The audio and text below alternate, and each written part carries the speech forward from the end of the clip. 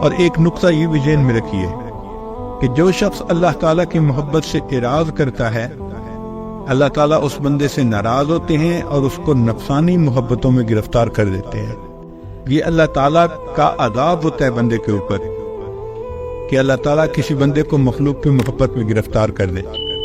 چنانچہ آپ دیکھیں، کوئی عورت کی محبت میں گرفتار ہوگا، کوئی مال کی محبت میں گرفتار ہوگا، کوئی کاروبار کی محبت میں گرفتار ہوگا، اسی محبت میں زندگی گزر رہی ہو۔ تو اللہ رب العزت کی محبت کو پانا یہ مقصد زندگی ہے، اور اس کے لیے دل کو خالی کرنا باقی محبتوں سے یہ لازمی شرط ہے۔ اس کے بغیر انسان کو محبت نہیں مل سکتی۔ اور یہ دل کیسے خالی ہوگا؟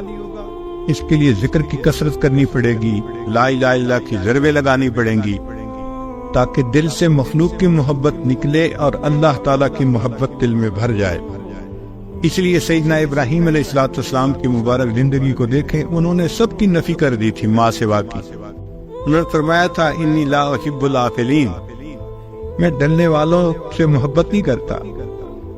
تو مرنے والوں سے اور ڈھلنے والوں سے کیا محبت کرنی؟ محبت کرنی ہے تو اس ذات سے کریں جو حی و قیوم ہے، ہمیشہ رہنے والی ہے۔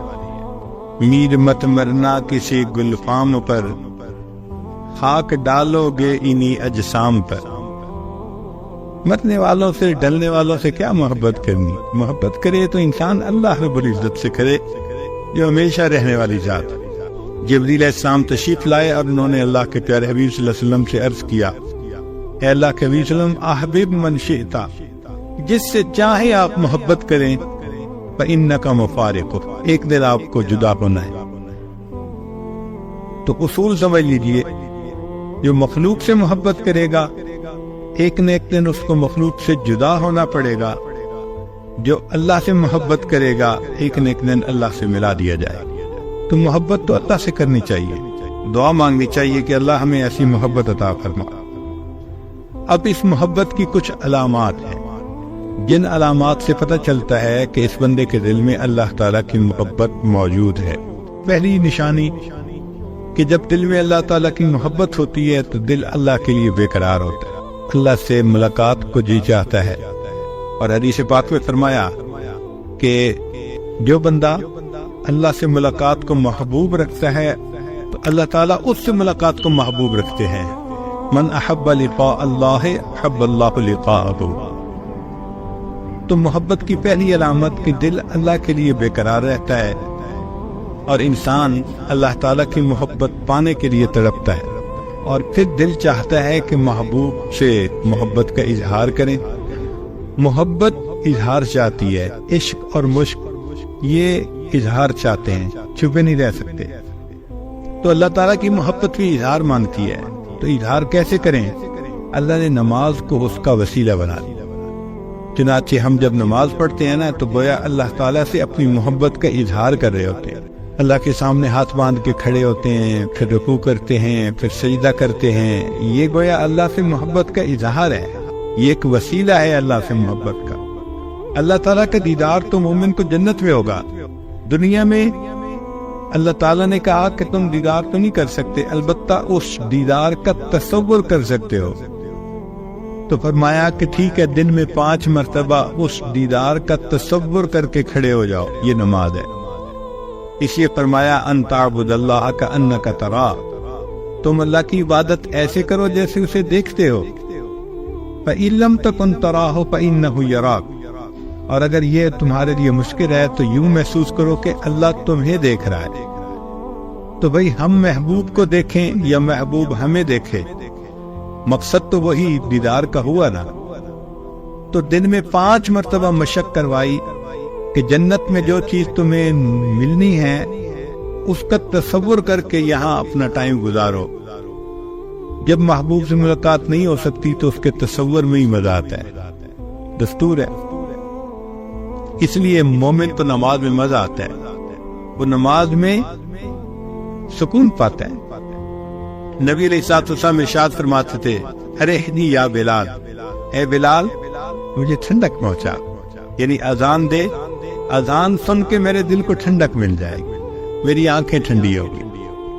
اور نبی صاحب نے فرمایا کہ میں 3 چیزوں سے محبت کرتا ہوں، اور ان میں سے ایک فرمایا وَقُرَّةُ عَيْنِي فِي الصَّلَاةِ، میری آنکھوں کی ٹھنڈک نماز میں ہے۔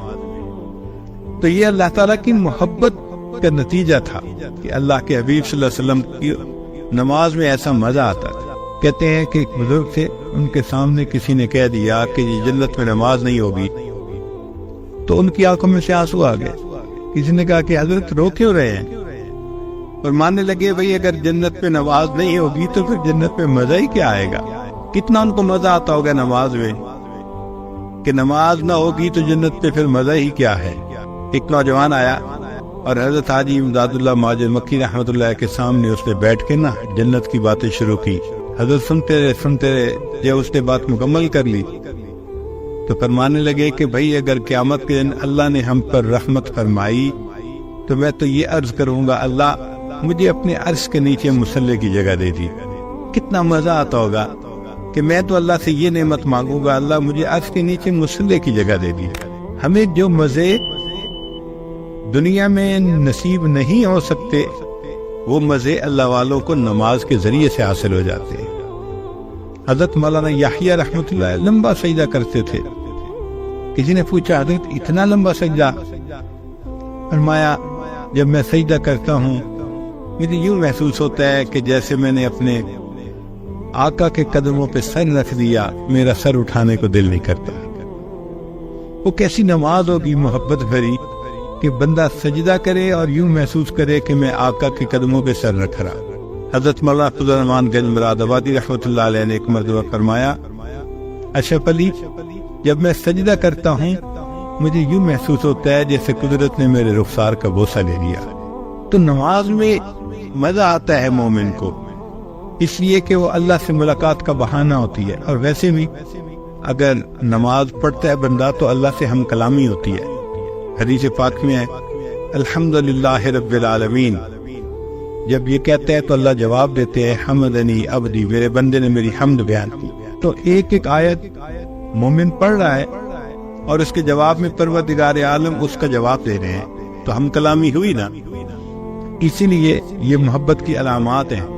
جس کو اللہ سے محبت ہوگی وہ نمازیں بھی پڑھے گا، پھر نوافل کو بہانہ بنائے گا اللہ سے ملاقات کا۔ بہانے سے وہ کبھی تحیۃ المسجد پڑھ رہا ہے، تحیۃ الوضو پڑھ رہا ہے، اشراق پڑھ رہا ہے، چاشت پڑھ رہا ہے، اوابین۔ 5 فرض نمازوں سے وہ محبت کا جذبہ ٹھنڈا نہیں ہوتا، اس لیے وہ بہانے بناتا ہے اللہ سے ملاقات کے۔ تو نماز فوراً نماز۔ اللہ والوں کو آپ دیکھیں گے کہ دن میں بھی پڑھتے ہیں نمازیں، راتوں میں بھی۔ تتجافا جنوبہم عن المضاجع یدعون ربہم خوفا وطمعا ومما رزقناہم ينفقون۔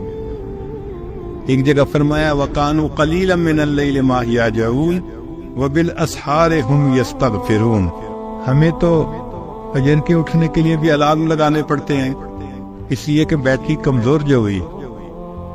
جن کو اللہ نے محبت کا جذبہ دیا ہوتا ہے تو ان کے تو اندر بیٹری، ان کے اندر کلاک فٹ ہوتا ہے، بالکل صحیح وقت پہ بستر ان کو اچھال دیتا ہے، وہ کھڑے ہو جاتے ہیں اللہ کی محبت میں۔